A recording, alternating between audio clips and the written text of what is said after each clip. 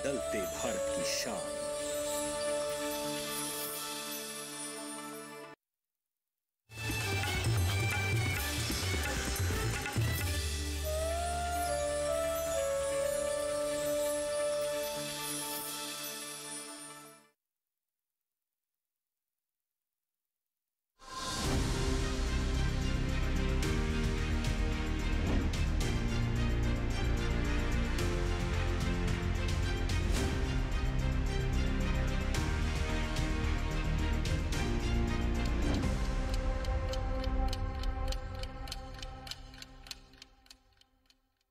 नमस्कार, दूरदर्शन किसान देख रहे हैं आप। कार्यक्रम विचार विमर्श में आप सभी का स्वागत है। मैं हूं आपके साथ पुलकित शुक्ला। विचार विमर्श एक ऐसा कार्यक्रम है जिसमें हम आपको कृषि क्षेत्र से जुड़ी हुई तमाम जानकारियां उपलब्ध कराते हैं, नई तकनीक, सरकार की द्वारा चलाई जा रही योजनाओं के बारे में बताते हैं और कैसे सरकार की योजनाओं से आप अपने कृषि में बदलाव ला सकते हैं और कैसे अपने जीवन को उन योजनाओं से बदल सकते हैं। इन तमाम सभी विषयों पर और तमाम जानकारियां आप तक इस कार्यक्रम के द्वारा हम पहुंचाते हैं। आज इस कार्यक्रम विचार विमर्श में हमारे साथ कुछ खास मेहमान जुड़े हुए हैं। मैं उन सभी मेहमानों का आपसे सबसे पहले तारुफ करा देता हूं। हमारे साथ आज डॉक्टर बिंदु आर पिल्लई हैं, principal scientist ICAR CIFA। Ma'am, बहुत स्वागत है आपका।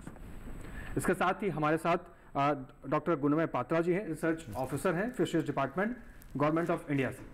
आपका भी बहुत स्वागत है। इसके साथ ही हमारे साथ प्रगतिशील किसान हैं, आपका भी सर बहुत स्वागत है। आपका नाम है सुल्तान सिंह, आपने झींगा पालन में एक विशेष तरीके से कामयाबी हासिल की है। तो इन सभी मेहमानों का स्वागत करते हुए इस चर्चा को बढ़ाते हैं। जैसे कि आप सभी जानते हैं कि विचार विमर्श के इस कार्यक्रम में हम लगातार जलीय कृषि के बारे में चर्चा कर रहे हैं और साथ ही साथ ये भी जान रहे हैं कि मत्स्य पालन के जरिए किस तरह से देश के अंदर, इस क्षेत्र के अंदर विकास हो रहा है और किसानों के जीवन में कितना कुछ बदलाव हो रहा है। सबसे पहले मैं डॉक्टर बिंदु जी का रुख करूंगा। डॉक्टर बिंदु जी, जिस तरीके से आप देख रही हैं कि पहले झींगा पालन खारे पानी में भी होता था, लेकिन अब देखा जाए तो मीठे पानी में भी उसका पालन पोषण हो पा रहा है। जिस तरह से सरकार द्वारा जो सहायता प्रदान की जा रही है और जिस तरह से हमारे साइंटिस्ट लोग रिसर्च कर रहे हैं, काफ़ी काबिल तारीफ ये कदम देखा जा रहा है। जी, आजकल मीठा जल में भी झींगा पालन हो रहा है। ये जो मीठा जल में झींगा जो हम कल्चर कर सकते हैं, उनका नाम है माइक्रोब्रैकियम रोसेनबर्गी और उनको स्कैम्पी के नाम में भी वाइडली जाना जाता है। तो ये जो झींगा है, मीठा जल में इसका पालन होता है, लेकिन इनका जो लाइफ साइकिल आपको कंप्लीट करने के लिए हमको खारा पानी का भी ज़रूरत है। इसलिए हम इनका जो बीज उत्पादन खारा पानी में करते हैं। तो आजकल हम 2005 में हम जो स्कैम्पी प्रोडक्शन में नंबर 2 में थे। उसी टाइम में हमारा प्रोडक्शन था नियर अबाउट 42,000 टन्स। लेकिन उसके बाद थोड़ा सा प्रोडक्शन कम होते गए। तो उसके बाद अभी 2013 के बाद थोड़े से उनका उत्पादन बढ़ते गए। अभी थोड़ा सा लास्ट 1-2 ईयर्स में इनका उत्पादन बहुत ज़्यादा बढ़ गया है। तो आगे में हम होप करते हैं तो इसका उत्पादन बहुत सारे बढ़ जाएंगे। बिल्कुल। तो झींगा पालन में आपको ये भी बता दें कि देश इस समय दुनिया के नंबर 1 उत्पादकों में से आता है। और झींगा पालन कैसे महत्वपूर्ण है, कैसे इसके फायदे हो रहे हैं, इस पर आइए विशेष रिपोर्ट देखते हैं।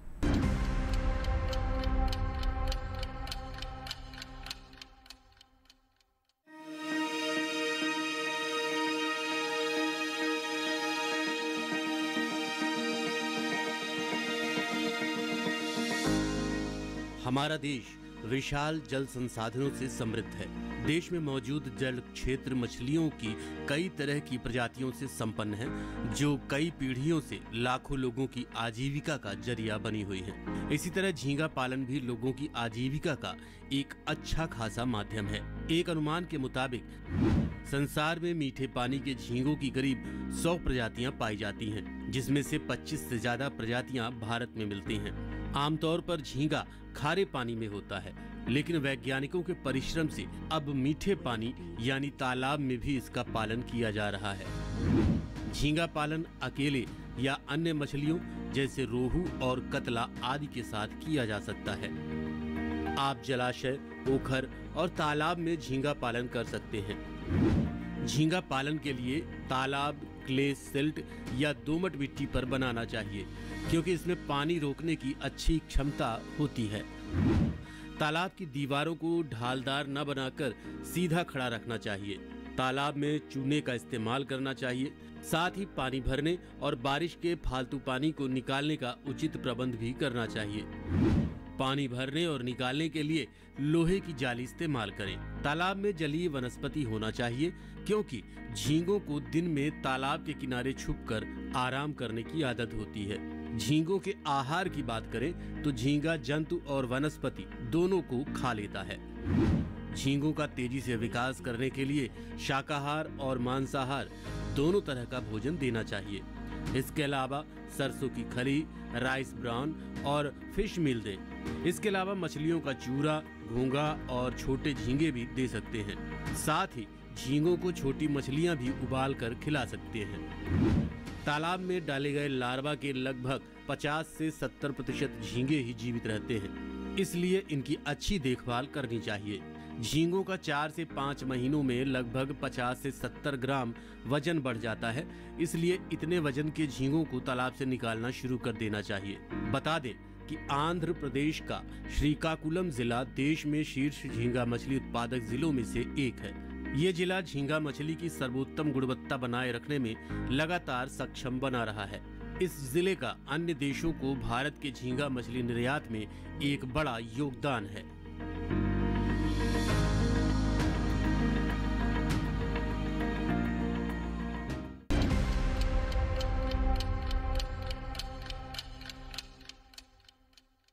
तो देखा आपने इस रिपोर्ट के जरिए किस तरीके से जलीय कृषि और झींगा उत्पादन में देश आगे बढ़ रहा है और जो कृषि हैं उनके जीवन में किस तरीके से बदलाव आ रहा है।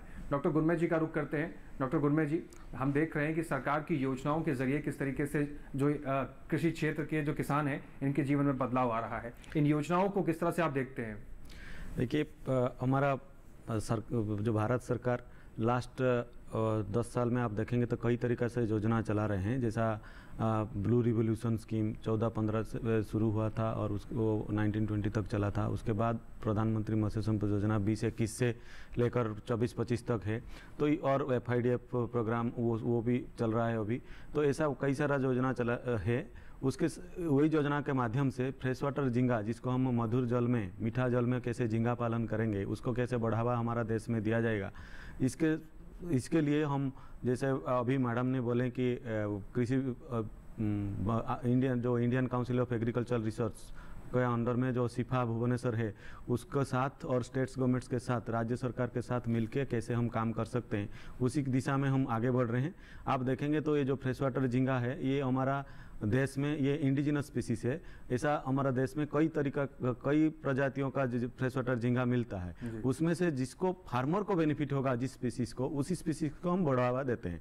जैसे मैडम ने अभी बोले कि जो माइक्रोबाकियम रोजेनबर्गी, जिसको हमारा देश में उसको स्काम्पी का नाम पे आदृत है और उसको लोग के माध्यम से भी वो स्काम्पी का नाम पे परिचित है, उसी को कैसे हम बढ़ावा देंगे, उसी दिशा में हम काम कर रहे हैं। उसका जो प्रधानमंत्री मत्स्य संपदा योजना है उसमें हर स्काम्पी को बढ़ावा देने के लिए बहुत सारा घटक रखा गया है। जैसा वो किसान को बीज कहाँ से मिलेगा, बीज उत्पादन कैसे होगा, जो हेचरी एस्टेब्लिशमेंट होगा, फिर तालाब में कैसे कल्चर करेंगे, ये बहुत सारे घटक रखा गया है। उसका उच्च गुणवत्ता संपन्न बीज कैसे उत्पादन होगा, उसके लिए भी हम ICR central institute of fresh water aquaculture जो भुवनेश्वर में है, सिफा के माध्यम से वो काम भी कर रहे हैं। और PMMSY में बहुत सारे फाइनेंशियल असिस्टेंस भी, जो वित्तीय सहायता हम राज्य सरकार को भी देते हैं और गवेषणा केंद्र जो है मछली के ऊपर, जैसा सिफा है, उनको भी हम देते हैं स्काम्पी को बढ़ावा देने के लिए। जी, इसके साथ ही अब हम सुल्तान सिंह जी का रुख करेंगे। सुल्तान सिंह जी प्रगतिशील किसान हैं, झींगा पालन भी करते हैं।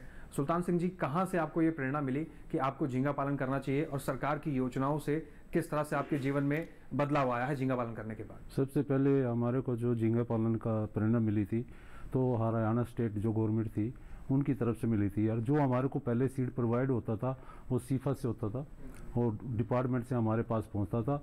और फार्मर हमारे पास इतने ज़्यादा, नॉर्थ इंडिया में इतने ज़्यादा फार्मर नहीं है इसके 2-4 फार्मर ही हैं सिर्फ जो इसका झींगा पालन का काम कर रहे हैं। जैसे कि इसकी अगर हम बात करें, फ्रेश वाटर की जो झींगा है, इसका जो टेस्ट है खाने का सबसे बेस्ट होता है। और जो नमकीन पानी के झींगे होते हैं उसका इतना बढ़िया टेस्ट नहीं होता, उसकी डिमांड भी कम होती है। इसकी जो फ्रेश वाटर झींगे की बात करें तो मार्केट में इसका एक्सपोर्ट बहुत बड़ा है और उसके एक्सपोर्ट के साथ साथ जो खाने के जो लोग काम करते हैं ना, तो एक एकड़ से जो झींगे का हम जो स्टॉकिंग करते हैं वो 1,40,000 सीड डाल के, और उसमें से हमारे को 60% 70% के आसपास झींगा मिलता है, जिसकी हम अगर वेट वाइज अगर बात करें तो 2 टन से 2.5 टन तक वो हमारे को मिल जाता है। अगर उसकी हम बात करें तो 8 से 10 लाख रुपए का 1 एकड़ में झींगा पालन से आराम से 4 महीने की इसकी एक फसल है, जो किसान को 5 से 6 लाख रुपया एकड़ प्रॉफिट होता है। जी, तो सुल्तान सिंह जी ने बताया विस्तार रूप से कैसे इनका अनुभव रहा झींगा पालन से और कैसे इनके जीवन में बदलाव आ रहा है। चर्चा को आगे बढ़ाते हैं। डॉक्टर बिंदु जी का रुख करते हैं। डॉक्टर बिंदु जी, मैं आपसे ये भी जानना चाहता हूँ कि झींगा पालन करके इंसान जैसे जो कृषि जलीय कृषि से जुड़े हुए हैं और झींगा पालन कर रहे हैं, मत्स्य पालन कर रहे हैं, इसके साथ साथ ही इसमें और क्या क्या संभावनाएं हैं और कौन कौन सी ऐसी प्रजातियाँ हैं जो पाल के और अपने जो कृषि जलीय कृषि इसको आगे बढ़ा सकते हैं? झींगा महाझींगा जो स्कैम्पी के नाम में जो जाना जाता है वो सबसे अच्छा है, क्योंकि ये सबसे ज़्यादा बढ़ते हैं। उनका जो वेट है वो 100-150 ग्राम हम कल्चर करके उनको वी कैन गेट। तो उसका अलावा हम इनका और एक एडवांटेज यही है, ये हम मछली के साथ आसानी से कर सकते हैं। उनको हम पॉलीकल्चर बोलते हैं। हमारे इंडिया में आज आप देखेंगे तो around 1 million hectare area is under carp culture. Carp culture में हमारा किसान ऑलरेडी ये कार्प मछली, कटला हो, रोहू हो, वो कल्चर कर रहे हैं। उसके साथ हम मृगल मछली जो नीचे में रहता है उनको निकाल के हम झींगा डालेंगे, महाझींगा डालेंगे तो किसान को उसका बहुत सारा फायदा होगा, क्योंकि महाझींगा का प्राइस है 350 to 400 पर किलो। तो ये अराउंड आपको कम नंबर डाल के विदाउट एनी फीड, आपको मछली में जो फीड दे रहा है वो फीड के साथ विदाउट एनी फीड आपको एडिशनल प्रॉन में मिलेगा। तो आप सब लोग मछली का जो काम पालन करते हैं वो लोग ये झींगा को आपका कल्चर में शामिल करेंगे तो आपका बहुत सारा फायदा होगा। बिल्कुल। तो इन सभी तरीकों से आप अगर झींगा पालन करना चाहते हैं तो इन तरीकों को अपनाकर और जो बताए जा रहे तरीके हैं, सुझाव है, जानकारियाँ, इनका सही तरीके से इस्तेमाल कर आप झींगा पालन में एक नई विकास की गाथा को लिख सकते हैं। ऐसे तमाम किसान हैं जिन्होंने झींगा पालन करके अपने जीवन को बदला है, विकास की नई गाथा भी लिखी है। डॉक्टर गुरमेज जी का रुख करते हैं। डॉक्टर गुरमेज जी, हम आपसे ये जानना चाहते हैं कि भारत सरकार की ऐसी कौन कौन सी योजनाएं हैं जो झींगा पालन के लिए चलाई जा रही हैं, साथ ही उन योजनाओं का लाभ कैसे कृषि जो जलीय कृषि से जुड़े हुए हैं लोग कैसे उठा सकते हैं? देखिए, जो मैंने अभी बोला कि हमारे प्रधानमंत्री मत्स्य संपदा योजना है, ये हमारा सबसे बड़ा योजना है और उसके माध्यम से हम दे रहे हैं। जैसा मैडम ने अभी बोले कि स्कैम्पी जो सबसे ज़्यादा आदृत और अच्छा वृद्धि वाला झींगा है, फ्रेश वाटर झींगा है, उसका हेचरी जो बीज उत्पादन केंद्र कैसे आप एस्टेब्लिश करेंगे, उसके लिए हमारा प्रधानमंत्री मत्स्य संपदा योजना में प्रावधान रखा गया है और उसका यूनिट कॉस्ट रखा गया है 50 लाख। 50 लाख में वो गवर्नमेंट ऑफ इंडिया और जो स्टेट्स गवर्नमेंट्स दोनों मिलके उसका 40% और 60% सब्सिडी जो देते हैं। उसमें से क्या होता है कि जो महिला और जनजाति वो लोग को 60% सब्सिडी मिलता है, बाकी जो जनरल लोग हैं उनको हम 40% सब्सिडी देते हैं। वो स्टेट गवर्नमेंट का माध्यम से जो किसान, मत्स्य किसान, वो हेचरी एस्टेब्लिश कर सकते हैं। उनका जो एप्लीकेशन वो करेंगे हमारा जो योजना का लाभ लेने के लिए, स्टेट गवर्नमेंट का हर डिस्ट्रिक्ट में फिशरीज ऑफिसर रहते हैं, तो उनको माध्यम से वो अप्लाई करेंगे और वो डिस्ट्रिक्ट फिशरीज ऑफिसर से वो एप्लीकेशन आएगा स्टेट्स गवर्नमेंट्स को। स्टेट गवर्नमेंट्स हमारे पास जब देंगे तो यहाँ से हम लोग अप्रूव करके, और वो 10-15 दिन को मैक्सिमम 1 मंथ के अंदर हम उसका अप्रूवल करके देंगे। तो तभी वो मत्स्य किसान जिसका इंटरेस्ट है वो हेचरी एस्टेब्लिश कर सकते हैं बीज प्रोडक्शन के लिए। तो बीज प्रोडक्शन बहुत इंपॉर्टेंट है, क्योंकि स्कैम्पी जो हम अभी बोल रहे हैं कि स्कैम्पी का उन्नत मानव गुणवत्ता के साथ जो बीज उपलब्ध कराना ये पहला पहलू है, क्योंकि वो नहीं होगा तो किसान के पास वो जो ग्रोथ अच्छा नहीं आएगा। इसलिए हम भारत सरकार जो प्रधानमंत्री मत्स्य संपदा योजना के माध्यम से जो ICAR central institute of fresh water aquaculture को भी उसका जो जेनेटिक इम्प्रूव्ड प्रोग्राम को बढ़ावा देने के लिए वित्तीय सहायता दिया गया है, जिसके माध्यम से वो ICAR central institute of fresh water aquaculture उच्च गुणवत्ता संपन्न बीज उत्पादन करके हेचरी लोग जो एग्जिस्ट हेचरीज है उनको दे रहे हैं जो ब्रूडर सीड, और ब्रूडर सीड के माध्यम से फार्मर जो किसान है, मत्स्य किसान जिसको जो इंटरेस्ट लेते हैं झींगा पालन के लिए, उनके पास भी वो बीज भी पहुंच रहा है। तो ऐसा बीज के लिए हमारे पास हेचरी एस्टेब्लिशमेंट के लिए भी प्रावधान रखा गया है, और कैसे सीड भी मिलेगा उसके लिए भी हम कार्य किए हैं। इस जो मैंने इतना बोला उसके बाद भी हम एक national fresh water fish brood bank भी बना गया, वो भारत सरकार का अधीन में है, वो कौशल्या गंगा भुवनेश्वर में है, उसमें भी एक ब्रूड बैंक बना गया है स्काम्पी के लिए। वो भी वो सिफा के साथ मिलके सिफा से ले रहे हैं जो जेनेटिकली इम्प्रूव्ड ब्रीडर सीड, उसको लेके उधर ग्रो करके वो फिर हेचरी को भी दे रहे हैं। जी, तो ये तमाम योजनाएं हैं सरकार द्वारा चलाई जा रही हैं। इन योजनाओं को अपनाकर, इनसे जुड़कर आप भी अपने जीवन के अंदर एक नया बदलाव ला सकते हैं। फिलहाल रुक करते हैं सुल्तान सिंह जी का। सुल्तान सिंह जी, जिस तरीके से आपने झींगा पालन की शुरुआत की, आपके इस पूरे सफ़र की दास्तान किस तरह से रही और किन किन चुनौतियों का आपको सामना करना पड़ा? अपने अनुभव से उन किसान भाइयों के लिए आप क्या साझा करना चाहेंगे जिससे वो आने वाले समय में अगर शुरू करना चाहें तो उन परेशानियों का सामना ना करना पड़े? सबसे पहले तो मैं किसान भाइयों को एक सलाह दूंगा, जो भी झींगा पालन के जो भी किसान हैं वो सबसे पहले बढ़िया सीड का चयन करे। जैसे भुवनेश्वर से जो उड़ीसा से जो मैडम बता रही है, इन्होंने हमारे लिए जेनेटिक इम्प्रूव किया है, और वो जेनेटिक इम्प्रूव करने से उसके ग्रोथ में बहुत हमारे को अच्छा फ़ायदा मिलेगा। क्योंकि जो पॉलीकल्चर करते हैं हम, मान लो कतला, रोहू के और मिर्गल के साथ जो इसको हम स्टॉक करें तो हमारे को डबल बेनिफिट हो सकता है। मैं किसान भाइयों को यही कहूँगा तो वो पॉलीकल्चर में जाके अच्छे सीड को स्टॉक करें और उसका अच्छा लाभ उठाएं।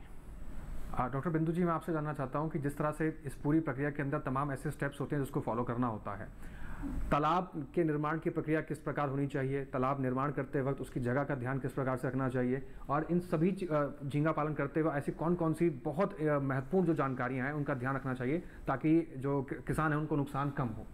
अब जो तालाब बन सकता है जहाँ आपका एरिया फ्लड से अफेक्टेड नहीं होना चाहिए, फ्लड अफेक्टेड जगह में आप तालाब नहीं करना चाहिए। बाकी सभी जगह में आप तालाब कर सकते हैं। तो जब तालाब आप झींगा के लिए अकेले बनाएंगे तो उसी टाइम में आपको छोटा 1 एकड़ या मैक्सिमम 1 हेक्टेयर तालाब करेंगे तो उसमें आपको मैनेजमेंट थोड़ा सा आसानी से कर सकते हैं। तो बहुत ही बड़ा लेकिन आपके पास ऑलरेडी तालाब है तो मछली आप उसमें पालन कर रहे हैं, उसमें आप झींगा पालन भी कर सकते हैं। लेकिन अब जब नए बनाएंगे तो उसी टाइम में आप थोड़ा सा 1 एकड़ या मैक्सिमम 1 हेक्टेयर तक की बड़ा झींगा का लिए जो तालाब बनाए तो उसमें आपको 1-2 चीज़ का ध्यान रखना है। जहां आपको पानी का प्रबंध होना चाहिए, जहां जब भी प्रॉब्लम कुछ होगा तो आपको तुरंत पानी का उसमें आपका तालाब में पानी डालना चाहिए। इसलिए आपको पानी का प्रबंध उसमें उसी एरिया में आपको होना चाहिए जो जहां आपका कैनाल पास में हो सकता है, नहीं तो आपको ग्राउंड वाटर का यूज़ करके एक अच्छा सोर्स पानी का आपका होना चाहिए जहां आपका कल्चर झींगा का कल्चर हो सकता है। तो बाकी है आपका जो अब जब नया झींगा का पालन कर रहे हैं मिट्टी का थोड़ा सा परीक्षा करना है, उसमें मिट्टी का पीएच उसको देखना है। आपका अच्छे रिजल्ट आने के लिए आपका मिट्टी का पीएच 6.5 से अबव होना चाहिए। बाकी सब पानी का सोर्स होना चाहिए, बस इतना ही काफ़ी है आपके लिए। आपका पानी का डेप्थ आपको मिनिमम 4 फीट रखना चाहिए, 4 फीट, और हमेशा आपको 4 फीट पानी रखना चाहिए पॉन्ड में, सो दैट आपको कुछ प्रॉब्लम ना हो। जी, इसके साथ ही डॉक्टर गुरमे जी का अब मैं रुख करता हूँ। डॉक्टर गुरमे जी, भारत सरकार द्वारा चलाई जा रही योजनाओं की वजह से ये संभव हो पाया है कि किस तरीके से जलीय कृषि से जुड़े हुए जो किसान हैं और इसके साथ ही मत्स्य पालन क्षेत्र में भारत ने बहुत तेज़ी से विकास किया है। अब आने वाले समय में भारतीय बाज़ार में, अंतर्राष्ट्रीय बाज़ार में मछली पालकों का किस तरह से आप योगदान देखते हैं और उनका भविष्य कितनी तेज़ी से आगे बढ़ेगा, इसके बारे में आप क्या सोचते हैं? देखिए, जैसे मैंने पहले भी बता चुका हूं कि प्रधानमंत्री मत्स्य संपदा योजना चल रहा है, उसके साथ साथ हम बहुत सारे पॉलिसी भी चेंज करा रहे हैं जो फार्मर को बेनिफिट के लिए। जैसे अभी मैडम ने बोले कि तालाब निर्माण करेंगे, कोई अगर नया किसान चाहेंगे कि वो तालाब निर्माण करेंगे, उसके लिए भी हम प्रावधान रखे हैं प्रधानमंत्री मत्स्य संपदा योजना में। जैसे 1 हेक्टेयर में 7 लाख उनको पॉन्ड खोदने के लिए यूनिट कॉस्ट रखा गया, उसका भी फाइनेंशियल असिस्टेंस जो गवर्नमेंट की तरफ से 60% और 40%, जैसे मैंने पहले से बताया था कि जनरल लोग के लिए और अनुसूचित जनजाति के लिए, अनुसूचित जाति और जनजाति के लिए भी 60% और महिलाओं के लिए 60% हम गवर्नमेंट असिस्टेंस भी दे रहे हैं। उसके साथ उसका जो इनपुट कॉस्ट ज़रूरत है, अगर सपोज कोई पहला किसान आ रहा है और उसको तालाब निर्माण करके वो करना चाहेंगे, तो उनको इनपुट के लिए भी, जो बीज खरीदने के लिए, उनका फर्टिलाइजर यूज करने के लिए, एरेटर लगाने के लिए, उसके लिए भी 4 लाख का यूनिट कॉस्ट फिक्स किया गया। उसके लिए भी गवर्नमेंट असिस्टेंस और फाइनेंशियल असिस्टेंस भी तो स्टेट गवर्नमेंट का माध्यम से हम मत्स्य किसान को देते हैं। और रही बात जो आप बोल रहे हैं मार्केटिंग के बारे में, ये ऐसा एक झींगा का इतना इम्पोर्टेंस है हमारा देश में, लोग उसको बहुत, जैसे सुल्तान सिंह जी बोले कि ये खुद भी कल्चर कर रहे हैं झींगा, फ्रेश वाटर झींगा, और दिल्ली मार्केट में भी उनको कुछ प्रॉब्लम नहीं हो रहा है मार्केटिंग करने के लिए। लेकिन हमारे जो झींगा अगर हमारा देश में ज़्यादा प्रोडक्शन होगा तो उसको, जैसे खारा पानी में झींगा को बाहर देश को जा रहा है एक्सपोर्ट होके, ये भी प्रावधान रखा गया है। कोई हमारा जो फिश FIDF स्कीम है उसमें हमने प्रोसेसिंग प्लांट का भी प्रावधान रखा गया। कोई फार्मर चाहेगा तो वो एक प्रोसेसिंग प्लांट करके उसको अच्छा से क्वालिटी झींगा प्रोडक्शन करके उसका प्रोसेसिंग करके बाहर देश को भी एक्सपोर्ट कर सकते हैं, जैसे खारा पानी का झींगा जा रहा है। और हमारा डोमेस्टिक मार्केट के लिए भारत सरकार के माध्यम से फिश कंजम्पशन को बढ़ावा देने के लिए हम कई बहुत सारे कदम उठा चुके हैं। जैसा मार्केटिंग इंफ्रास्ट्रक्चर के लिए हर राज्य में हम मॉडर्न फिश मार्केट बनाने के लिए, रिटेल आउटलेट बनाने के लिए, फिश कियोस्क बनाने के लिए भी प्रावधान रखा गया है प्रधानमंत्री मत्स्य संपदा योजना में। उसके बाद भी कोई अगर छोटा किसान उनका मार्केटिंग करना चाहेंगे, उनको motorcycle with ice box, auto rickshaw with ice box, refrigerated vehicle और इंसुलेटेड व्हीकल, इसका भी प्रावधान रखा गया जो उनको मार्केटिंग के लिए प्रॉब्लम नहीं होगा। वो एक जगह से जाके दूसरा जगह पे मार्केट में बेच सकते हैं। उसका फायदा वो प्रधानमंत्री मत्स्य संपदा योजना में स्टेट गवर्नमेंट के माध्यम से ले सकते हैं। तो मेरा सब मत्स्य किसान को अनुरोध है, जो जैसे मैडम और सुल्तान सिंह जी बोले कि पॉलीकल्चर ऑफ स्काम्पी, जो एग्जिस्टिंग पॉन्ड है जहाँ पे अभी वो लोग मछली पालन कर रहे हैं, वो उसी तालाब में वो स्काम्पी को पालन कीजिए। और स्काम्पी एक बॉटम फीडर है, वो जो पानी में नीचे रहता है, तो जो मृगल और कॉमन कार्प, ये 2 स्पीसीज भी वही नीचे रहते हैं। तो जब भी आप स्काम्पी प्रोडक्ट स्टॉकिंग करेंगे, ये 2 स्पीसीज को अवॉइड करना चाहिए आपको। और हमारा जो प्रधानमंत्री मत्स्य संपदा योजना में जितना भी कंपोनेंट मैंने बोला एक्टिविटी है, उसका फायदा आप कैसे ले सकते हैं? आप बीज उत्पादन के लिए भी ले सकते हैं, कल्चर के लिए भी पॉन्ड में ले सकते हैं, और उसका मार्केटिंग हार्वेस्ट के बाद और मार्केटिंग के लिए आपको इजी करने के लिए आपका मार्केटिंग सिस्टम को भी आप उसका फायदा ले सकते हैं। जैसा cycle with ice box, motorcycle with ice box, refrigerated vehicle, insulated vehicle, सब कुछ प्रावधान रखा गया है प्रधानमंत्री मत्स्य संपदा योजना में। तो आप हमारा जो डिपार्टमेंट साइट में भी आप जा सकते हैं, उधर गाइडलाइन ऑनलाइन भी उपलब्ध है। उसका छोटा का वर्जन हिंदी और इंग्लिश दोनों भाषा में हम रखा गया है, उसको भी आप डाउनलोड करके पढ़ सकते हैं। उसमें सब कुछ लिखा गया है और उसका पढ़ के आप स्टेट गवर्नमेंट के, जो जैसे मैंने पहले बोला था, डिस्ट्रिक्ट फिशरीज ऑफिसर को कांटेक्ट करके उसका ज़्यादा से ज़्यादा फायदा लीजिए। जी बिल्कुल। तो झींगा पालन में बहुत सी अपार संभावनाएं हैं और मत्स्य पालन जलीय कृषि से जुड़कर भी किसान कई तरीके से बदलाव ला सकते हैं। साथ ही सरकार भी कदम कदम पर उन सभी किसानों का सहयोग कर रही है, प्रोत्साहित कर रही है, ताकि खेती किसानी से जुड़े हुए, कृषि से जुड़े हुए जितने भी किसान हैं, उनके जीवन में एक अच्छा सा बदलाव ला जा सके और उनके विकास को आगे और बढ़ाया जा सके। इस पर और भी अहम जानकारियां हैं जो हमारे विशेषज्ञ आपके साथ साझा करेंगे, लेकिन हमें यहाँ रुकना होगा एक छोटे से ब्रेक के लिए। तब तक आप बने रहिए और देखते रहिए दूरदर्शन किसान।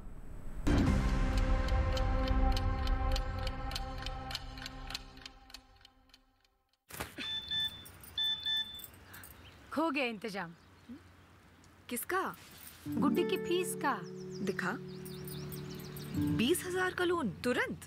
पता है कौन दे रहा है, ब्याज कितना है? लोन विनियमित संस्थानों से ही लें और कर्ज उतना जितनी जरूरत, वो भी जांच कर।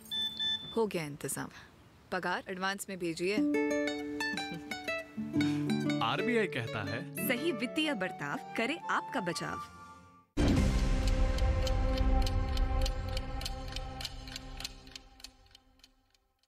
ब्रेक के बाद एक बार फिर से आप सभी का स्वागत है कार्यक्रम विचार विमर्श में। विचार विमर्श में हम लगातार चर्चा कर रहे हैं कैसे झींगा पालन के जरिए देश के अंदर एक बहुत बड़ा बदलाव देखने को मिल रहा है। मत्स्य पालन क्षेत्र में भी देश ने एक बहुत तेजी से विकास किया है और जलीय कृषि से जुड़े हुए किसानों के जीवन में भी बहुत से आर्थिकी और विकास के रूप देखने को मिले हैं। चर्चा को आगे बढ़ाते हैं।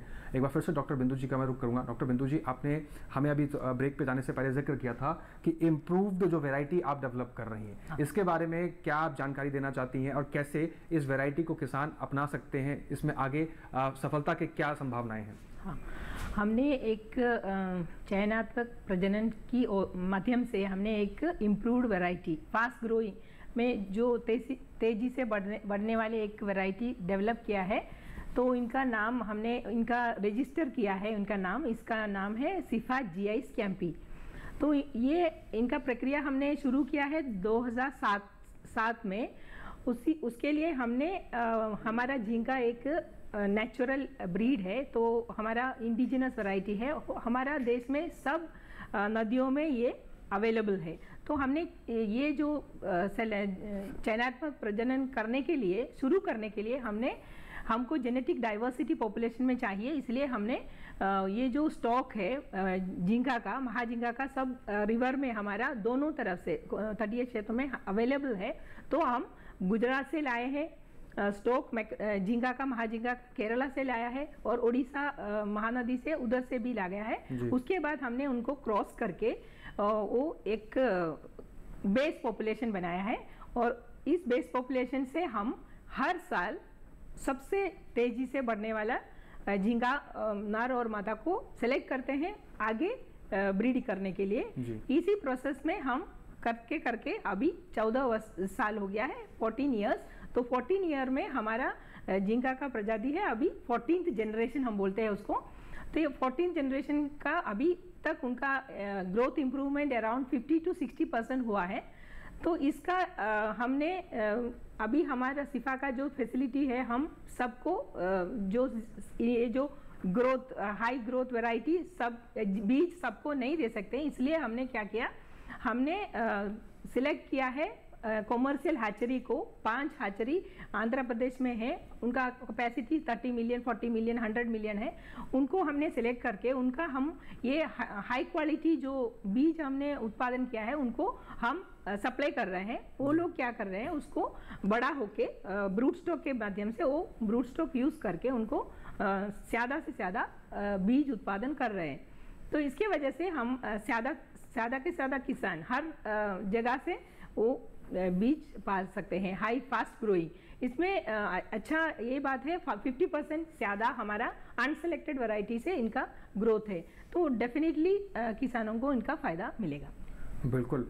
और जिस तरीके से मैम आपने बताया कि नई प्रजाति की यहाँ पर रिसर्च भी की जा रही है, मैं ये जानना चाहता हूँ जैसे सुल्तान सिंह जैसे किसान हमारे साथ मौजूद हैं और इनके जैसे तमाम किसान हैं जो इस विषय से जुड़ना चाहते हैं या अभी कर रहे हैं, उनके इस्तेमाल के लिए कब तक आप इस नई प्रजाति को मार्केट तक प्रोवाइड कराएंगे या तो उनका उत्पादन वो कर सकते हैं? ये अभी तक लास्ट ईयर 2022 से ये कमर्शियल लेवल में हमारा जो मल्टीप्लायर हैचरी से वो सप्लाई कर रहे हैं। तो हैचरी मल्टीप्लायर हैचरी जिसके साथ हमने MOU किया है उनका नाम मैं बोल रही हूँ, वो है आपका MSR हैचरी, BKMN हैचरी, महाराजा हैचरी, और ये सब आंध्र प्रदेश में है। वो तो उनके साथ हम आपका उनका मोबाइल नंबर एड्रेस शेयर करते हैं और कोई भी किसान उनका हाई क्वालिटी और सिफा GI स्कैम्पी का बीज चाहिए तो उनको उपलब्ध कराएंगे वो लोग। बिल्कुल। डॉक्टर बिंदु ने आपको नई प्रजाति के बारे में विस्तृत जानकारी दी। अगर आप भी उस नई प्रजाति से जुड़ना चाहते हैं तो आपको इसके बारे में जानकारी साझा कर दी जाएगी। उससे जुड़कर आप अपनी नए उत्पादन की शुरुआत भी कर सकते हैं। एक बार फिर से डॉक्टर साहब का रुख करते हैं। डॉक्टर साहब, हम ये भी जानना चाहते हैं कि योजनाओं के साथ साथ राज्य स्तर पर क्या कुछ व्यवस्थाएं की गई हैं सरकार की तरफ से? कैसे किसान ट्रेनिंग ले सकते हैं? क्या कोई किसान ट्रेनिंग सेंटर बनाए गए हैं? देखिए, जैसे मैडम ने अभी बोले हैं कि जो उन्नत किस्म का बीज उत्पादन करके वो सप्लाई कर रहे हैं हेचरी को, तो हम वो हेचरी से कैसे फार्मर तक पहुंचेगा फीड सीड कैसे पहुंचेगा, उसके लिए भी हमने सब स्टेट्स गवर्नमेंट्स के साथ बहुत बारी बारी में चर्चा कर रहे हैं और सब किसान के साथ भी चर्चा कर रहे हैं कि क्वालिटी सीड कैसे पहुंचेगा।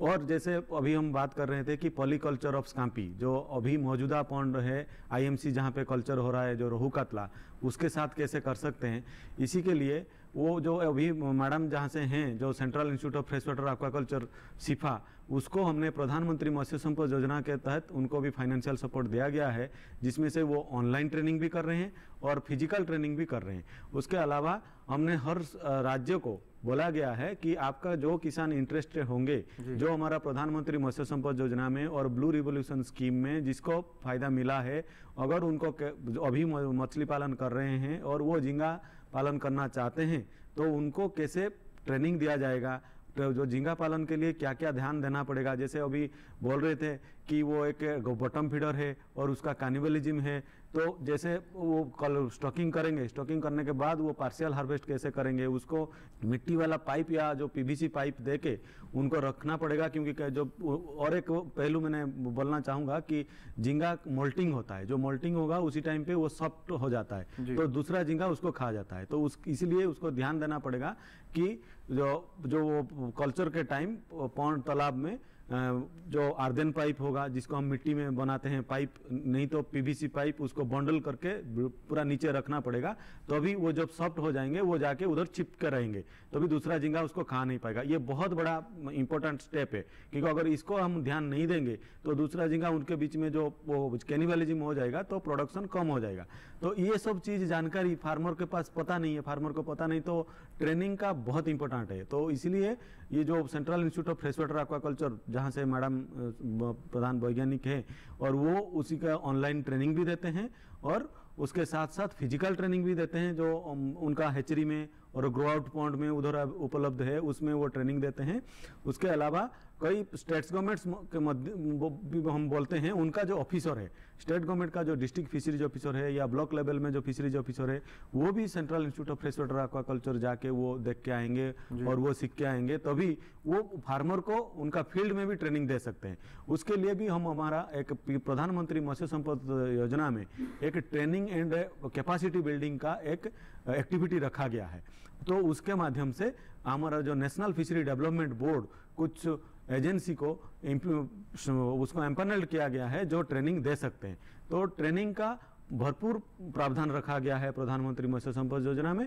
जो किसान को ट्रेनिंग चाहिए, जो इंटरेस्ट लेंगे, वो जो उनका डिस्ट्रिक्ट फिशरी ऑफिसर हो या हमारा वेबसाइट, नहीं तो अपना नेशनल फिशरी डेवलपमेंट बोर्ड, नहीं तो central institute of fresh water aquaculture, कहीं पे भी वो संपर्क करें और उसको ट्रेनिंग के लिए फायदा होगा। उसके बाद भी central institute of fresh water aquaculture एक मत्स्य सेतु ऐप डेवलप किए हैं, जिसमें जो ऐप के माध्यम से बहुत सारे वीडियो भी अपलोड किया गया है, जो हैचरी टेक्नोलॉजी कैसे होगा और कल्चर कैसे करेंगे, उसका पूरा डिटेल उन्होंने उधर उसमें लगा गया है और वो पूरा जैसा टीचिंग दे रहे हैं ऐसा ही वो वीडियो अपलोड किया गया, उसको भी वो देख सकते हैं। डॉक्टर साहब, ये ऐप कहाँ किसान पा सकते हैं और इस ऐप को कहाँ से डाउनलोड किया जा सकता है ताकि वो सारी जानकारियाँ उस ऐप के जरिए ले पाएं? जैसे हम मोबाइल पे, एंड्रॉयड मोबाइल पे सब आप जैसे डाउनलोड करते हैं गूगल ऐप से, गूगल प्ले स्टोर से, वो आराम से उसको डाउनलोड कर सकते हैं। अगर कुछ भी उनको प्रॉब्लम हुआ कि वो डाउनलोड नहीं कर पा रहे हैं, वो सिफा के साथ संपर्क कर सकते हैं। सिफा का वेबसाइट में वो उपलब्ध है, कैसे डाउनलोड करेंगे, उसका कैसे फंक्शन होगा। नहीं तो उधर एक नंबर भी दिया गया जो जिसका वो सहायता वो बहुत जल्दी करते हैं, वो उनको कॉल करके कुछ भी उनका प्रॉब्लम हुआ तो वो उनके साथ संपर्क करके उसका भी फायदा ले सकते हैं। जी, तो बिल्कुल देखिए, इस क्षेत्र में एक कदम और सरलीकरण कर दिया गया है, आपके लिए ऐप भी बना दिया गया है। ऐप के जरिए जुड़कर आप सभी जानकारियाँ पा सकते हैं और उस जानकारियों को सही इस्तेमाल कर आप सही उत्पादन भी कर सकते हैं। सुल्तान सिंह जी का रुख करूँगा मैं। सुल्तान सिंह जी, अगर देखा जाए, अगर कोई शुरुआती तौर पर झींगा उत्पादन की प्रक्रिया शुरू करना चाहता है तो इसमें हमने देखा तालाब भी बना लिया, सरकार की योजनाएं भी हमने ले ली, नई प्रजाति का जो रिसर्च चल रहा है वो भी हमने देख लिया। इन तमाम चीज़ों के मद्देनजर रखते हुए उन सभी झींगा पालकों को किन चीज़ों का ध्यान रखना चाहिए और कैसे उन झींगों का देखभाल करना चाहिए ताकि वो सही उत्पादक उनको दें? सबसे पहले मैं डॉक्टर साहब से और मैडम से एक रिक्वेस्ट करूँगा। हमारे जो इंडिया के अंदर कई तरह के जोन वाइज ना क्लाइमेट का बड़ा प्रभाव है जी। तो नॉर्थ इंडिया का जो क्लाइमेट है वो हमारा झींगे के लिए सिर्फ 3 या 4 मंथ के लिए ही स्टेबल है। उसके बाद हमारे यहाँ सर्दी ज़्यादा स्टार्ट हो जाती है और उसमें मोर्टलिटी रेट ज़्यादा बढ़ जाता है कि उसमें हम पूरी ग्रोथ नहीं ले पाते। तो इस तरीके से हमारे को एक ऐसा ट्रेनिंग के रूप में एक ऐसे हमारे को एक साइंटिस्ट वहाँ उपलब्ध कराया जाए नॉर्थ इंडिया में, जो सभी फार्मर्स को देख के और वो टाइमली उनको सलाह देता रहे ताकि वो और अच्छी प्रोडक्शन ले सके। जी, तो महत्वपूर्ण बात यहाँ पर सुल्तान सिंह ने उठाई है। इसके साथ ही हम ये भी देख रहे हैं डॉक्टर बिंदु जी, मौसम का जिक्र किया कि मौसम में बदलाव भी आ रहा है और तब भारत के अंदर हम देखते हैं कि हर 6 महीने में मौसम बदलता है, बरसात, सर्दी, गर्मी। इस तरीके से मौसम के अंदर कैसे जो कृषि हैं अपने झींगों का ध्यान रखें, उनके आहार का कैसे ध्यान रखें, आहार कितनी मात्रा में देना है, क्या देना है, इस पर विशेष रूप से आप थोड़ा सा बताइए।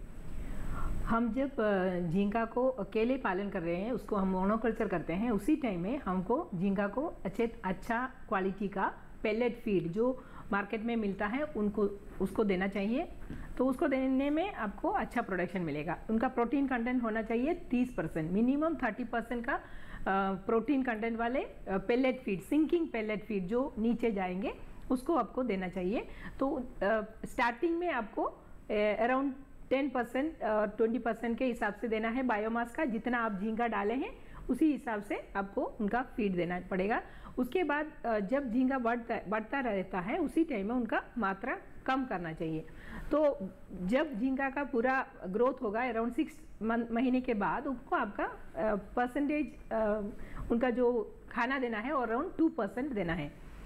तो ये हुआ खाने के बारे में। खाना आपको जो पेलेट फीड नहीं मिल रहा है तो आप उसी टाइम में आप जो हमारा ऑयल केक्स है, जो खल्ली बोलते हैं, तेल का खल्ली बोलते हैं, जो बादाम का भी हो सकता है, उसका जो खल्ली जो पाउडर फॉर्म है उसको आप राइस ब्रान के साथ मिक्स करके बॉईल करके उसको भी आप खिला सकते हैं।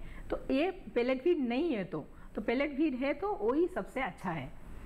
तो आपको ये जो क्लाइमेट के चेंज के बारे में बोले हैं, ये जो झींगा है महाझींगा, ये एक ट्रॉपिकल स्पीशीज है। इसका मतलब है इनका जो सबसे ज़्यादा ग्रोथ होगा जब टेम्परेचर का मात्रा 28 से 31 डिग्री होगा। जब टेम्परेचर 14 से कम होगा तो ये झींगा मर जाएंगे और टेम्परेचर 35 से ऊपर होगा उसी टाइम में भी उनका डेथ होता है। तो आपको ये आपका कल्चर ऐसे ही करना चाहिए जो नॉर्थ इंडिया में, जो सुल्तान जी ने बोला है, नॉर्थ इंडिया में आपको शुरू करना है जल्दी, मार्च से स्टार्ट करके अब अक्टूबर तक उनका कल्चर करके ख़त्म करना है। तो we can not avoid the low temperature. अभी तक वो हमने लो टेम्परेचर रेसिस्टेंट जो वेराइटी है वो नहीं डेवलप किया है। तो आपको अभी मार्च से शुरू करके आपका अक्टूबर तक आपका ख़त्म करना चाहिए। That is the best thing. तो आप जब तालाब जहाँ भी आप कंस्ट्रक्ट करेंगे वो तालाब आप जो फ्लड अफेक्टेड एरिया में ना करें। बाकी पानी का सुविधा हमेशा आप उसमें प्रोविज़न होना चाहिए। बस इतना ही करेंगे तो सब आसानी से हो जाएगा। जी बिल्कुल। डॉक्टर साहब आपका रुख मैं करूँगा। जिस तरीके से हम देख रहे हैं कि आपने तमाम योजनाओं का जिक्र किया और तमाम योजनाओं में किस तरीके से किसान उसका लाभ पा सकते हैं इसका भी जिक्र किया, लेकिन इन योजनाओं के में कितनी प्रतिशत सब्सिडी किसानों को मिल रही है और कितने किसानों तक अब तक सब्सिडी दी जा चुकी है, इसके बारे में आप जानकारी दीजिए। ये जो हमारा मैंने बोला प्रधानमंत्री मत्स्य संपदा योजना, ये एक अम्ब्रेला स्कीम है। इसमें कई घटक रखा गया है। उसमें भी कोई सब योजना जैसा है। उसमें हम जो नॉर्मल एक्टिविटी रखा गया, जैसे मैंने बोला हैचरी एस्टेब्लिशमेंट करने के लिए और नर्सरी रियरिंग, जो अभी बोल रहे थे, मैडम भी बोल रहे थे, सुल्तान जी भी बोल रहे थे कि सीड को हम लाएंगे और मार्च में स्टॉकिंग करेंगे। तो वो मार्च में स्टॉकिंग करने के लिए उसको नर्सरी पहले रियरिंग करना चाहिए। उसके लिए भी हमने प्रावधान रखा गया। उनका भी जो नर्सरी रियरिंग पॉन्ड बनाने के लिए 7 लाख का प्रावधान रखा गया। उसमें से वो सब्सिडी जैसे प्रधानमंत्री मत्स्य संपदा योजना में है, इसके लिए भी लागू है। वो नर्सरी रियरिंग के लिए जो सब्सिडी का बात आया, आपने वो पूछे, तो जनरल जो हमें बोला, जनरल लोग को हम 40% सब्सिडी देते हैं, जिसका उसका यूनिट कॉस्ट भी प्रधानमंत्री मत्स्य संपदा योजना में गाइडलाइन में फिक्स किया गया। जैसे मैंने पहले बोला कि 50 लाख का है unit cost for hatchery establishment के लिए, उसका 40% मिलेगा सब गवर्नमेंट सब्सिडी। और जब जाएंगे हम ग्रो आउट पॉन्ड कल्चर के लिए, उसका प्रावधान रखा गया 7 लाख और उसका इनपुट कॉस्ट के लिए 4 लाख। और उसका भी सब्सिडी आपको 40% मिलेगा। ऐसा दोनों के लिए, हैचरी और तालाब निर्माण और इनपुट कॉस्ट के लिए, जब कोई जनजाति या कोई महिला करना चाहेंगे या अनुसूचित जाति करना चाहेंगे तो उनको 60% सब्सिडी मिलेगा। ऐसा जब जाएंगे आप, ग्रो आउट कल्चर हो गया, अभी आपका प्रोडक्शन रेडी हो गया, फिर आप मार्केटिंग के लिए जाएंगे। मार्केटिंग के लिए भी हमने प्रावधान रखा, जैसे मैंने पहले बोल चुका हूं कि motorcycle with ice box, insulated vehicle, refrigerated vehicle. कोई चाहेगा कि गांव का, उनका जो गांव में एक छोटा सा दुकान बनाएगा और कियोस्क जैसा बना के वो मछली बेचेंगे, या उनका जो झींगा प्रोडक्शन का उसको बेचेंगे। उसके लिए भी हमने फिश कियोस्क का प्रावधान रखा गया, जिसका यूनिट कॉस्ट है 10 लाख। वो 10 लाख से भी उनको 40% सब्सिडी मिलेगा। जैसे मैंने पहले बताया, ऐसे ही सब्सिडी इसके लिए भी लागू है। 40% सब्सिडी जनरल लोग के लिए और अनुसूचित जाति और जनजाति के लिए 60% सब्सिडी मिलेगा। तो ये सब कहाँ से, मेन प्रॉब्लम है कि ये जो फार्मर को कहाँ से ये जानकारी मिलेगा।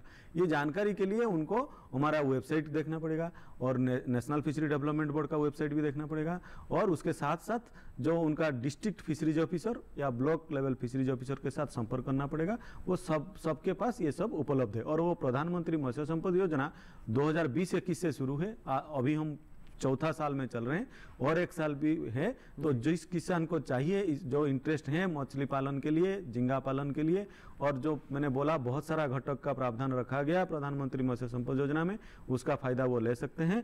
और वो जैसे मैंने वो संपर्क करने के लिए बोला, ऐसा वो संपर्क करके उसका फायदा ले सकते हैं। और अभी तक जो आपने बोला कि कितना हमने सब्सिडी दे चुके हैं, कौन सा घटक के लिए दे चुके हैं, जैसे ये आज तो हम बात कर रहे हैं फ्रेश वाटर प्रॉन, जो मधुर जल झींगा कैसे पालन करेंगे, उसके लिए हम हैचरी एस्टैब्लिशमेंट करने के लिए वो जनरली कोस्टल स्टेट्स लेते हैं। जैसे मैडम ने बोला कि इसका हम मधुर झींगा बोलते हैं, मीठा पानी झींगा बोलते हैं, लेकिन इसका लाइफ साइकिल कंप्लीट करने के लिए, जो लार्वल साइकिल के लिए खारा पानी चाहिए, जो 10 to 12 ppt ब्रैकिश वाटर जिसको हम बोलते हैं, ये चाहिए। तो इसलिए सब ज़्यादा से ज़्यादा कोस्टल स्टेट्स लेते हैं, जैसा आंध्र प्रदेश, उड़ीसा, ये सब स्टेट्स लेते हैं। लेकिन हमारा जो कुछ स्टेट्स ऐसा भी है, जैसा बिहार और त्रिपुरा, वो भी लिए हैं। उनका हैचरी एस्टेब्लिश करने के लिए वो आर्टिफिशियल सॉल्ट वाटर में करके बना के वो हमारा कैसे वो लोग प्रोडक्शन कर पाएंगे सीड, उसके लिए भी वो कर रहे हैं। ऐसा भी राजस्थान में भी एक हैचरी है जो वो भी सीड प्रोडक्शन कर रहे हैं। तो कोई भी किसी स्टेट्स को हम सब्सिडी दे सकते हैं।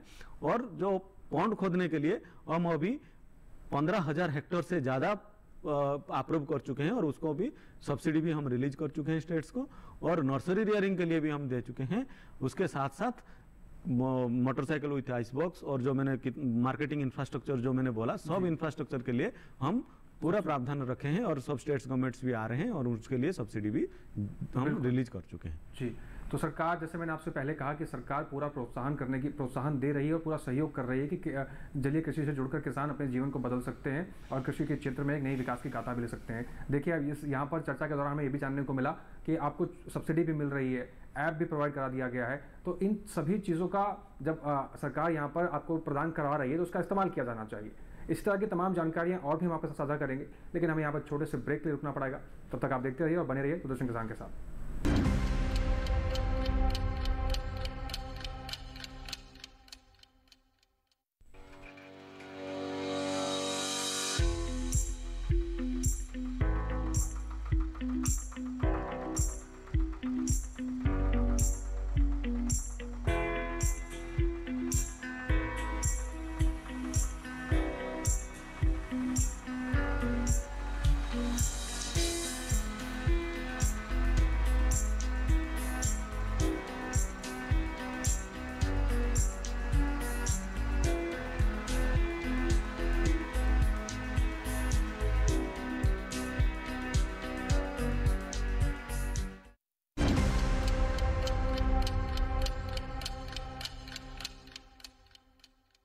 ब्रेक के बाद एक बार फिर से आप सभी का स्वागत है कार्यक्रम विचार विमर्श में। लगातार चर्चा जारी है हमारी झींगा पालन को लेकर। डॉक्टर बिंदु जी का मैं रुख करूंगा। डॉक्टर बिंदु जी, सारी चीज़ों पर आपने चर्चा कर ली, कैसे तालाब बनाना है, कैसे उनके आहार का प्रबंधन करना है, इसमें रोग लगने की क्या क्षमताएं होती हैं, अगर रोग लग जाता है तो उसके उपाय क्या हैं, और इसके साथ ही उनको रोगों से बचाया कैसे जा सकता है, इसके बारे में थोड़ी सी जानकारी। ये झींगा का रोग लगने का बहुत ही कम चांसेस है। सबसे ज़्यादा झींगा मरने का कारण है लो ऑक्सीजन की वजह से ऑक्सीजन पानी में ऑक्सीजन का मात्रा जब कम होगा उसी टाइम में मैक्सिमम झींगा जो है वो थोड़ा सा सेंसिटिव है ऑक्सीजन के लिए। तो जब ऑक्सीजन की मात्रा पानी में लेस देन 3 ppm और 2 ppm होगा तो उसी टाइम में उनका डेथ होती है। तो आपको रोगों से ज़्यादा ये ऑक्सीजन का मात्रा पानी में हमेशा अच्छे से होना चाहिए। इसलिए हम क्या कर सकते हैं, आप पानी का आदान प्रदान कर सकते हैं और एरेशन और एरेटर का ये भी प्रोविज़न भी आपका पॉन्ड में रहता है। और उसके बाद आपको जब आप स्टॉकिंग के बाद हर महीने में आपको झींगा का सैंपलिंग करना चाहिए। एक जाल से थोड़ा सा झींगा पकड़ के आपको देखना चाहिए झींगा ठीक है या नहीं। जब उस झींगा में कुछ प्रॉब्लम दिख रहा है आपको, जब ब्राउन या ब्लैक स्पॉट वगैरह और गिल में थोड़ा सा ब्लैक कलर ऐसे वैसे दिख रहा है तो आप तुरंत उसको you just contact a nearby officer, fisheries officer, यो एक साइंटिस्ट से बात करके आप उनको जो वो सजेस्ट करेंगे वो मेडिसिन अप्लाई करना चाहिए। मोस्ट ऑफ द आपको और एक बार ध्यान में रखना चाहिए, आपको हमेशा हर महीने में एक बार 3 या 4 हफ्ते में एक बार आपको पॉन्ड में लाइम भी अप्लाई करना है, चूना का प्रयोग करना है। चूना का प्रयोग करने में आपका थोड़ा सा पानी अच्छे तरह से जो डिसइंफेक्ट होके रहता है। तो इतना सब आप करेंगे तो ज़्यादा प्रॉब्लम नहीं होगा जी। इसके साथ ही एक बार मैं फिर से सुल्तान सिंह जी को रुक करना चाहूँगा। सुल्तान सिंह जी, आपने पूरा ये प्रक्रिया को सुना और आपने इस क्षेत्र से जुड़े भी हुए हैं। मैं आपसे जानना चाहूँगा कि बीज लगाने के बाद इसमें कितने जीव ऐसे जो बीज हैं वो जीवित बचते हैं और कितने महीने में ये बीज तैयार हो जाते हैं, बाज़ार में उनका क्या भाव मिलता है? सबसे पहले तो मैं एक चीज़ बताऊँगा आपको, हम जो सीड लेके आते हैं उसका 60 से 70% हमें जीवित मिलता है और 70% मान लो हमने निकाला है तो उसमें अगर हम 100 ग्राम का भी वो करते हैं तो हमारे को 700-800 किलो के करीब ही ये बनेगा। तो हम इसका सीड ज़्यादा डालते हैं, सीड ज़्यादा प्रोडक्शन लेने के लिए हम इसका 3 गुना सीड स्टॉक करते हैं ताकि हमारे को 2.5 से 3 टन मिले और बाज़ार में हमारे को अच्छा रेट मिले और उसको हम बाज़ार में दिल्ली हमारे को कोई मार्केट की प्रॉब्लम नहीं है सफ़ेद झींगे की, क्योंकि सफ़ेद झींगा खाने वाले बहुत ज़्यादा लोग हैं और ये जो विनामी है ना इसका इतना टेस्ट नहीं है जितना फ्रेश वाटर झींगे का टेस्ट है। तो लाइक इसको ज़्यादा सबसे करते हैं लोग। बाहर अगर इसको दूसरी कंट्री में भेजा जाए भेजे तो इसके बहुत अच्छे दाम मिलते हैं। तो लेकिन थोड़ी क्वांटिटी होने की वजह से इस एरिया में नॉर्थ इंडिया में ऐसा कोई एक्सपोर्ट की कोई वो चीज़ नहीं है जो इसको फार्मर सीधा एक्सपोर्ट कर सके। वो तो सीधा यहाँ गाजीपुर की जो मंडी है उसी में सेल करते हैं। 300 से 450 रुपये के बीच में ये साइज के मुताबिक बिकता है और उसी में फार्मर को अच्छा बेनिफिट होता है जी। देसी बाज़ार में आप अपने उत्पादन को लेके जाते हैं तो वहाँ पर आपको कितना बेनिफिट होता है? देसी बाज़ार में अगर हम मान लो जैसे 2 किलो 4 किलो लेने वाले हैं, वो लोकल लोग लेने वाले हैं, उनको 800 रुपये 750 रुपये 950 रुपये तक हम उनको सेल कर देते हैं जी। तो कुल मिला के अगर देखा जाए तो मुनाफा बहुत है अगर आप करना चाहें तो। एक बार फिर से मैं डॉक्टर साहब का रुकना चाहूँगा। डॉक्टर गुरमेल जी, आपने सभी चीज़ों के बारे में बताया, इसमें मैं एक चीज़ और भी जानना चाहता हूँ अपने किसान भाइयों के लिए कि जो उनकी फसल है क्या उनके बीमा का भी इसमें कवर किया गया है? उनकी फसल की भी बीमा किया जाता है सरकार द्वारा? देखिए, वो अभी तक तो हमने ऐसा फार्मर के लिए और फिशरमैन के लिए फिशरमैन के लिए हमने बीमा किए गए हैं और गवर्नमेंट का तो और कोई सारा बीमा है तो उसके वो लोग भी उसमें उपलब्ध हैं और उसको भी वो फ़ायदा ले सकते हैं।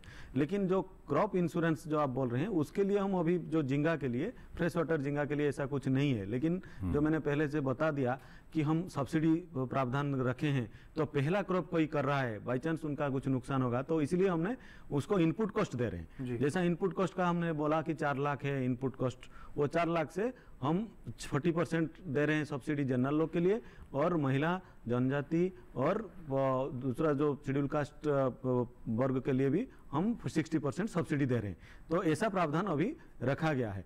मैं जैसा बोला कि अभी मैडम भी पहले बोल रहे थे कि हमारा झींगा प्रोडक्शन 2005 में ज़्यादा था फिर बीच में कम हो गया था, अभी हम फिर ग्रोथ कर रहे हैं वो झींगा का जो फ्रेश वाटर झींगा प्रोडक्शन में। तो हमारा पास जब झींगा प्रोडक्शन ज़्यादा होगा और पॉलीकल्चर करेंगे तो फार्मर का नुकसान अभी तक ज़्यादा नहीं हुआ। तो इसलिए जो क्रॉप इंश्योरेंस का बारे में हमारे पास इतना अभी डिमांड है नहीं, जो फ्रेश वाटर में, पर्टिकुलरली फॉर फ्रेश वाटर में। और उसके साथ भी जैसे आप बोल रहे थे अभी रोग के बारे में, तो अगर किसी को रोग हुआ तो अभी उनका नुकसान होगा, तो उसके लिए भी हम गवर्नमेंट के माध्यम से जो प्रधानमंत्री मत्स्य संपदा योजना में कोई घटक रखा गया है। कोई अगर चाहेंगे, सपोज उसका गांव में या ब्लॉक में बहुत सारे फार्मर कर रहे हैं, जो मत्स्य किसान झींगा पालन कर रहे हैं या मछली पालन कर रहे हैं, किसी का मछली को या झींगा को रोग आ रहा है, तो उसके लिए भी हम लैबोरेटरी एस्टेब्लिश करने के लिए प्राइवेट सेक्टर में भी गवर्नमेंट सेक्टर में भी दोनों के लिए हमने प्रावधान रखा गया है। जैसा कोई चाहेगा उनका घर में वो एक लैबोरेटरी बनाएगा और वो एक एंटरप्रेन्योर बन जाएगा, तो उसके लिए हम 25 लाख रुपया का एक यूनिट कॉस्ट रखा गया लैबोरेटरी बनाने के लिए। उसमें वो इंस्ट्रूमेंट खरीदेगा, वाटर क्वालिटी टेस्ट करेगा, कुछ रोग हुआ तो उसका भी टेस्ट करके फार्मर को सलाह देगा, तो भी फार्मर उसका रिमेडी कर सकते हैं। तो 25 लाख है। और ऐसा कोई चाहेगा कि मोबाइल में फार्मर का घर घर घूम के वो जाके टेस्ट करेगा, उनका फील्ड में भी तालाब के पास पहुंच के वाटर क्वालिटी टेस्ट करेगा, सॉइल क्वालिटी टेस्ट करेगा, या कुछ बीमार आया उसको भी टेस्ट करेगा, उसके लिए भी मोबाइल लैबोरेटरी दिया गया है। जो गाड़ी एक खरीद के उन्होंने वो उसके गाड़ी में भी लैबोरेटरी बना सकता है। उसका यूनिट कॉस्ट 35 लाख से, सब्सिडी सेम है जैसा प्रधानमंत्री मत्स्य संपदा योजना में। उसके बाद भारत सरकार ने एक पूरा पैन इंडिया के तरफ से एक नेशनल डिजीज सर्विलांस प्रोग्राम चला रहे हैं। उसमें से जितना हमारा फिशरीज कॉलेजेस हैं, ICR research fisheries research institutes हैं, सबको इसमें इंक्लूड किया गया और सब लोग उसके लैबोरेटरी में और वो टेस्ट कर रहे हैं। मेरा एक सब मत्स्य किसान को अनुरोध है, उसका फायदा लीजिए। जैसे मैंने बोला मत्स्य सेतु आप सिफा ने डेवलप किया तो जानकारी के लिए, ऐसा हमारा ये पे रिपोर्ट फिश डिजीज आप भी एक डेवलप किया गया है। वो national bureau of fish genetic research institute जो लखनऊ में है, उन्होंने डेवलप किया इसी योजना के माध्यम से। जो नासपाड प्रोग्राम जिसको हम बोल रहे हैं नेशनल सर्विलांस डिजीज प्रोग्राम, उसका आप फायदा ले सकते हैं। उसमें आप क्या कर सकते हैं, अगर आपका तालाब में किसी मछली को या कुछ झींगा को डिजीज आया, उसको आप फोटो खींच के वो आप में अपलोड कर सकते हैं और आपको इमीडिएट उसका जवाब मिल जाएगा। कोई ना कोई साइंटिस्ट आपको रिप्लाई देंगे। उसके साथ जो मैंने, आप अगर जाएंगे तो national bureau of fish genetic research institute का वेबसाइट में उधर पूरा उपलब्ध है कौन सा ऑर्गेनाइजेशन है जो हमारा नेशनल सर्विलांस प्रोग्राम में इंक्लूडेड है। उनको आपका पास वाला जो भी होगा उसको आप संपर्क कर सकते हैं, क्योंकि हमारा 27 से ज़्यादा फिशरीज कॉलेजेस हैं और ICR इंस्टीट्यूट्स हैं, सबको हमें इसमें इंक्लूड किया गया। उसके बाद भी स्टेट्स गवर्नमेंट्स को भी दिया गया कि वो भी सब एक उनका भी लैबोरेटरी बनाएंगे जिससे फायदा लेंगे हमारा मत्स्य किसान। अगर कुछ भी रोग या बीमार आएगा उनका मत्स्य पालन में, झींगा भी हो या मछली में भी हो।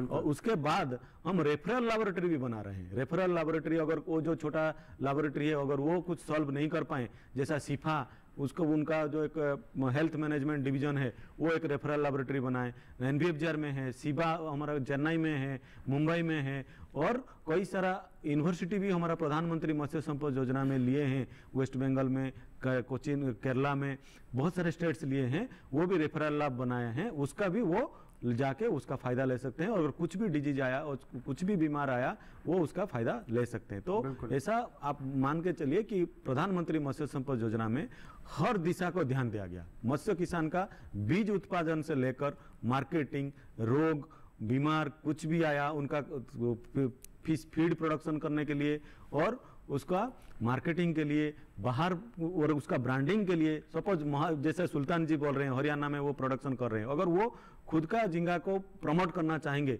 बाहर देश को भी भेजेंगे और हमारा राज्य में उनका राज्य से दूसरा राज्य को भेजेंगे, तो उनका झींगा को वो ब्रांडिंग करके भी वो भेज सकते हैं।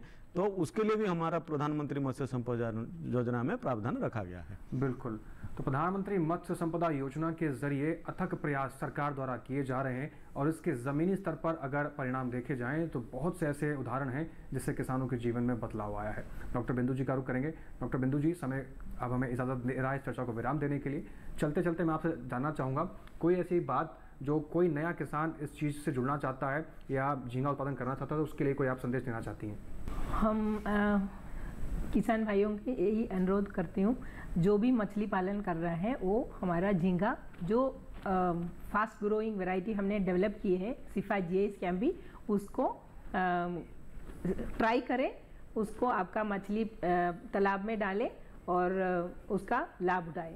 जी, जिस तरह से आपने देखा आज विचार विमर्श की इस चर्चा में तमाम संभावनाएं हैं, अपार संभावनाएं हैं। सरकार द्वारा ऐप भी चलाई जा रही हैं, योजनाएं भी चलाई जा रही हैं, सब्सिडी भी दी जा रही हैं। इन सभी चीज़ों का आप इस्तेमाल कर झींगा पालन से जुड़ के, मत्स्य पालन क्षेत्र से जुड़कर अपने जीवन में नए बदलाव ला सकते हैं। विचार विमर्श में आज हमारे साथ तमाम मेहमान जो जुड़े हुए हैं उन सभी का हम शुक्रिया अदा करना चाहेंगे। डॉक्टर बिंदु जी आप आई, आपने जो सलाह साझा की हमारे किसान भाइयों के लिए उसके लिए शुक्रिया। डॉक्टर गुरमेल जी आपका भी बहुत शुक्रिया। सुल्तान सिंह जी आपका भी बहुत शुक्रिया।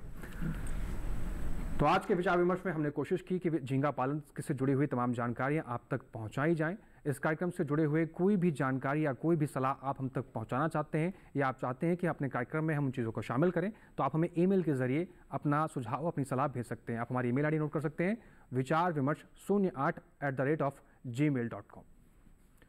आपके सुझावों का हमें इंतजार रहेगा। आज के विचार विमर्श में फिलहाल इतना ही। तब तक के लिए आप देखते रहिए दूरदर्शन किसान। नमस्कार।